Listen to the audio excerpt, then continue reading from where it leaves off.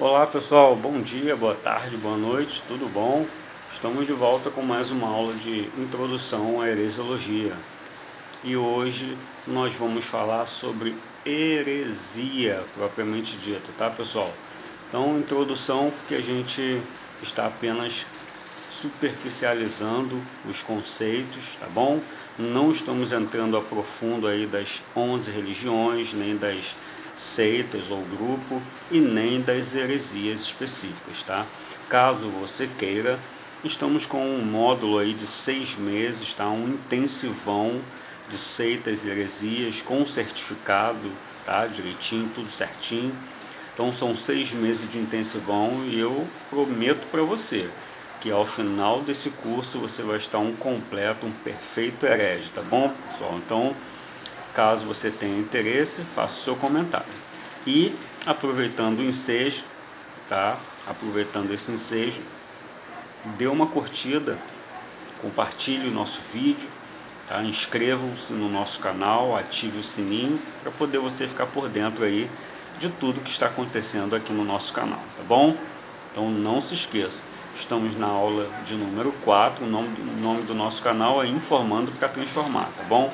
Estamos na aula de número 4, falando sobre heresia, propriamente dito, e hoje, tá? Hoje a gente vai falar um pouquinho sobre ortodoxia também, tá? Haja vista que esses termos eles são difusos, tá? Eles têm inerência entre si, estão tanto quanto intrínseco, tá? Uma subjetividade vasta aí nesses termos, quem precede quem, tá? Existe um teórico que diz que a ortodoxia precede a heresia e outros teóricos que a heresia precede a ortodoxia, tá? Então isso a gente vai ver no nosso intensivão, tá? Então nas nossas aulas de introdução a gente vai falar apenas de alguns conceitos importantes para esse segmento, tá? Do nosso curso de médio em teologia. Tá, pessoal? Então, você que está interessado em fazer um curso de teologia, procure o SETAP, o Seminário Teológico Abapai, tá bom? E aí a gente vai estar dando as maiores informações, tá? Então, desde já agradeço e fique conosco, tá? Aula de número 4, heresia, e vamos falar também sobre ortodoxia, que é a nossa última aula e a gente vai estar adiantando hoje, tá, pessoal? Então, vamos lá? Uma dica legal, só para massificar, é a etimologia da palavra, me concede aí a informação da origem da palavra, tá? O que ela vem a ser de fato, tá? Então isso é muito legal a gente pensar nisso, porque existe aí um emaranhado de informações quando eu descubro o original da palavra, ou seja, o universo em que esse contexto, esse conceito, ele está envolto, tá? Ele parte desse pressuposto de que uma palavra, um vocábulo, ele não significa isso ou aquilo, tá? Desde que eu busque o original dessa palavra. Entendido, pessoal? Combinado? Então já fica uma dica, de repente o seu nome, a fruta favorita, né? Enfim, o nome de um amigo, o nome da sua esposa, do seu esposo, enfim, carrega aí um significado legal e aí de repente seria interessante você buscar. Eu, né, desde o dia em que eu comecei a usar esse método, me ajudou bastante a desmistificar algumas ideias, algumas opiniões alheias, tá? Então vamos lá para o que interessa nesse segmento. Então tá, heresia nada mais é do que propensão, tá, pessoal? Propensão, ou seja, está propenso a alguma coisa, está destinado a alguma coisa, tá? Então vai ser basicamente isso, mas originalmente falando, tá? Voltando aqui para aquela ideia inicial da etimologia, o termo heresia, tá? Nada mais é do que escolha ou facção, tá? É um termo grego aeresis, que quer dizer escolha ou facção. Legal, né, pessoal? Então vamos lá. Segura essa palavra, segura esses dois vocábulos aí e já comece a pensar nos termos sinonímicos desses dois vocábulos, né? Qual o sinônimo de escolha? Não sei. Qual o sinônimo de facção? Não sei também. Então fica aí uma dica para você pesquisar, mas ao longo assim do nosso curso aqui, a gente vai começar a identificar algumas coisas, tá? Essa é a nossa proposta. Então agora eu não vou falar de uma heresia, tá? De algum grupo específico. O que eu vou falar aqui são classificações das heresias. Então eu guardei aqui no mínimo 3 para você, tá? 3 classificações, 3 grupos de heresias. Seria a unilateral, tá? Seria também a contradição com os fatos e a terceira, incoerência lógica. Repetindo, unilateralidade, né? Unilateral. A segunda seria contradição com os fatos e a terceira, incoerência lógica. Vamos explicar um pouquinho da primeira, tá? Só o basicão para você entender. A unilateralidade, ela vai falar da seguinte coisa: dá ênfase a uma teoria teológica desprezando qualquer outra, ou seja, unilateral. Não existe nenhuma outra ênfase, não existe nenhuma outra teoria. É essa e pronto, só existe uma, eu desprezo todas as outras, tá? E a gente vai ver que quando se fala de Cristo, né, o estudo sobre Cristo, cristologia, a gente vai ver uma série de teorias, tá? A gente vai ver uma série de coisas que está envolvido dentro desse estudo específico. Mas no caso deles, eles agarram uma determinada teoria e fica com ela e não desprende dela, tá? E a segunda seria contradição com os fatos. O que vem a ser contradição com os fatos? Contradição com os fatos nada mais é do que afirmam-se coisas ou criam-se afirmativas sem nenhuma base bíblica, tá? Então essa daí seria a contradição com os fatos. Não tem base bíblica, não obstante, logo, né, vai ter aí uma contradição. E a terceira seria a incoerência lógica, despreza o bom senso e a lógica, né? No caso, lógica aqui que eu falo é a razão, tá? Despreza aí o bom senso e a razão. Essa nada mais é do que a incoerência lógica, tá bom, pessoal? Então fique com essa dica aí que é muito legal sobre a heresia, tá? E já vamos estar falando sobre ortodoxia, e não se esqueça aí dos termos propensão, tá? Escolha e facção, está tudo dentro desse emaranhado de informações que estamos fornecendo para você, tá bom? Existe uma importância das seitas, das heresias, das religiões, mas como a gente está falando aqui especificamente de heresia, tá? É muito legal e é até meio que filosófico isso, né? Sobre a heresia. Qual a importância da heresia? Você já parou para pensar na importância da heresia, né? Então é legal porque a heresia faz com que aquilo que é certo, né? Aquilo que é dito correto, que é o que a gente vai entrar agora, se destaque, né? Porque é importante que tenha o profano, para que os santos se destaquem. Por que existe o mal? Né? Ou melhor, qual a importância do mal? O porquê é uma outra questão que a gente aborda em outra disciplina. Qual a importância do mal existir? Porque o bem se destaca. Então você percebe que é filosófico, né? Para que os sinceros eles se manifestem, tá? É importante que se haja a heresia. Isso é filosófico, né? Porque só existe um, porque existe o outro, tá, pessoal? Então isso é legal a gente pensar. Só existe o bem porque existe o mal. Isso é filosófico, certo? Só existe os sinceros porque existe os hereges, os falsos, Certo? Combinado? E também é bíblico, né, pessoal? Primeira carta aos Coríntios, capítulo 11 e 19, a gente vai entender isso melhor, tá? Então, fique aí com essa dica. E a ortodoxia, né, que é o que a gente vai falar agora, é interessante a gente pensar nisso, tá? É uma palavra usada no idioma português, tá? Você está pegando aí no idioma português e de origem latina, tá? Que consiste no cumprimento, tá? Isso é legal a gente pensar no cumprimento absoluto com todas as decisões, preceitos e ideias de certos padrões ou dogmas considerado tradicional. Então, esse considerado tradicional é a máxima, tá? Digamos que é a pedra do nosso iceberg, é a pontinha, né, desse nosso iceberg aí que é gigantesco, e esse iceberg a gente começa desmembrá-lo, desmistificá-lo, né, manifestá-lo no nosso intensivão, tá, de 6 meses. Tá? Então fica ligado aí que tá muito legal, fica atento, tá muito legal esse curso. Então assim, tradicional.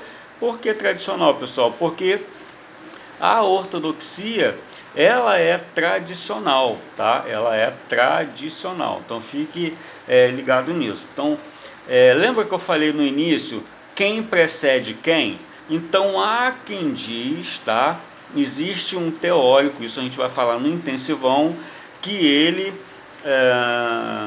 acredita que a ortodoxia precede a heresia. Não obstante, como toda cultura, toda teoria, todo ensinamento, toda tese, ela tem uma antítese, né? Ela tem algo que vai de encontro, né, pessoal? Então, acaba que né, surgem outras ideias opostas, tá? Isso é legal acontecer.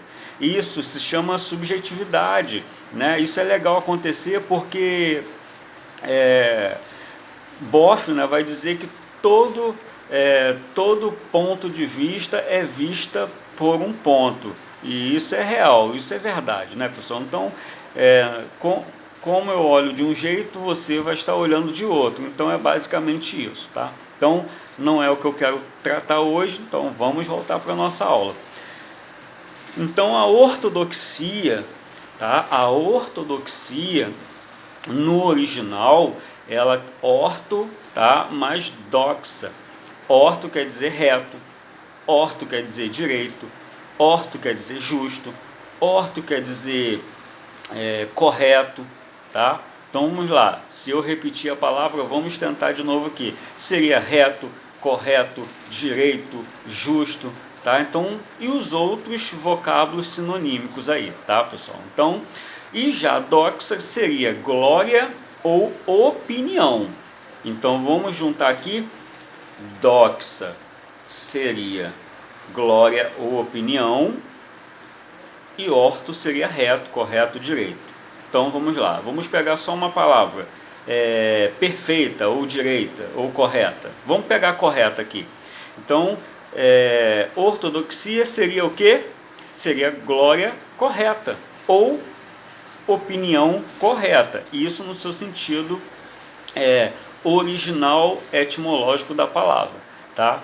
Então é legal a gente pensar, né, nessas possibilidades que abrem um leque no nosso entendimento, né? Abre a tenda do nosso entendimento. Então, poderia também ser verdadeiro, né? Literalmente, opinião correta ou opinião verdadeira, ou glória correta ou glória verdadeira. Isso, ortodoxia com letra minúscula, pessoal. Isso é legal porque nem todo mundo coloca isso. Então, vamos enfatizar aqui. Com letra minúscula seria o que? Seria essa ortodoxia que estamos tratando hoje, aqui, nesse momento específico. Já a ortodoxia com letra maiúscula, com ozinho maiúsculo, está falando da igreja antiga, pessoal, da igreja ortodoxa. Então, existe uma diferença nisso daí. Ortodoxia seria o que? Seria as normas, seria os padrões, né, conceituais, culturais ou doutrinários, seja de acordo com cada contexto que está envolvendo o vocábulo, tá? Agora, quando se fala de Ortodoxia com letra maiúscula está falando da igreja em si ortodoxa, ou seja, a igreja antiga, tá? Legal? Gostou da dica? Então vamos partir para cima, tá? É legal a gente pensar nisso, pessoal, porque existem várias opiniões, tá? Partindo então desse princípio de opiniões, existem várias opiniões que divergem ao longo dos tempos sobre essas duas palavras, esses dois vocábulos, ortodoxia e heresia, quem está certo, quem está errado. Vamos pensar aqui numa coisa então legal? Quem está certo? De repente você falaria para mim, professor, como o senhor colocou aí, que ortodoxia é reto, é correto, né, é direito, é justo, é verdadeiro, são todos os vocábulos sinonímicos da palavra orto, né? Então tá, vamos lá. Então logo heresia seria errado, né, professor? Aí eu diria para você, não sei. Mas por que não sei? Porque isso vai partir, pessoal, de cada teoria, de cada teórico. De repente, eu saio de um grupo, tá, que se intitula ortodoxo, logo eu estou saindo desse grupo que é ortodoxo e estou em um grupo agora que, para esses ortodoxos, eu sou do grupo herético. Correto, pessoal? Então, agora eu sou do grupo herético. Isso não quer dizer que a minha opinião, tá? Vamos voltar para os vocábulos aqui. A minha opinião, a minha escolha, ou o meu cisma, a minha partilha, ela seja errada. Isso não quer dizer que seja errada. Eu agora entendo de uma forma diferente, tá? A minha visão se abriu, né, para um novo horizonte e já não me encaixo nesse grupo, tá, pessoal? Então eu quero que você entenda direitinho que aqui a gente não está ensinando você ser um rebelde. Aqui a gente está ensinando você ter uma opinião, você ter uma escolha, né? Como o senso comum vai dizer, é ter personalidade, tá, pessoal? Então vamos voltar aqui. Se eu fosse pensar dessa forma, consensual, então todas as igrejas que sucederam, tá, a igreja ortodoxa do O maiúsculo, lembra? Então todas essas igrejas, inclusive até as de hoje, né, inclusive a sua igreja, tá, estaria então errada, pensando nessa visão arcaica. Então não é essa a questão, tá? Então vamos voltar lá para o início da nossa aula de heresia. Fugir dos padrões doutrinários, tá?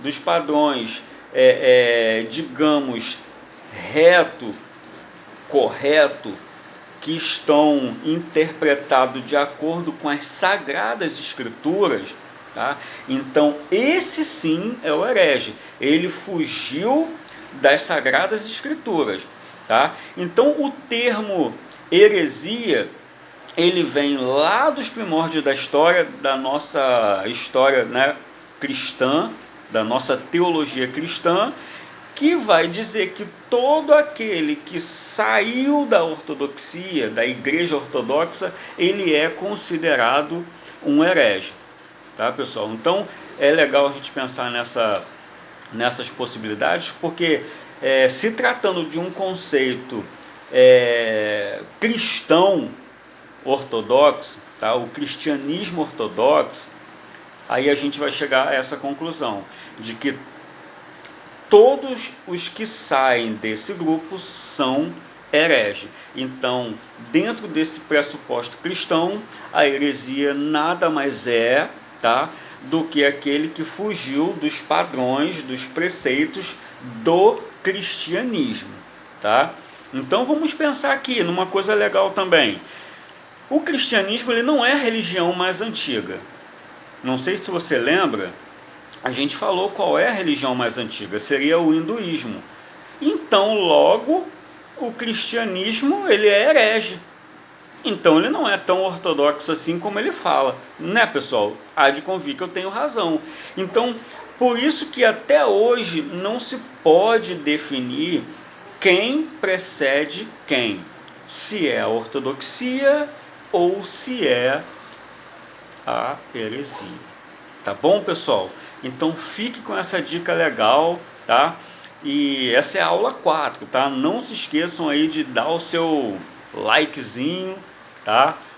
Curtam o nosso canal, compartilham mesmo, comente, tá? Se inscrevam no nosso canal, ative o sininho para você receber as notificações, tá bom? E ajudar a gente a difundir essas ideias legais e você começar a ter a sua glória perfeita, tá? A sua opinião perfeita, verdadeira, correta, tá?